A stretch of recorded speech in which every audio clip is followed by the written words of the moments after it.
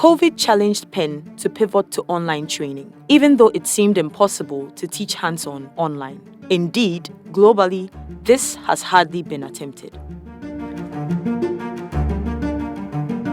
Leveraging its reliance on locally available materials, Penn was able to ensure hundreds of teachers across Ghana continued receiving training in hands-on approaches.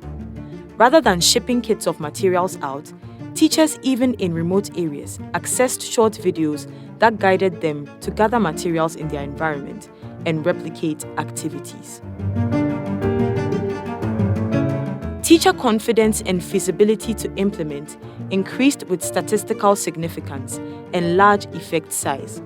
This is the same result that we have seen in the purely in-person training. The key challenge faced was in completion of the online training. Some teachers dropped off at a higher rate than they do in person. Interestingly, the highest drop-off occurred at the very first stage, suggesting less issues of network connectivity and more regarding sensitization to the concept of online training in general. Nearly all teachers who came to the onboarding stage persisted to complete the training, demonstrating incredible resilience and creativity in ensuring they find ways of connecting online to access videos and submit assignments.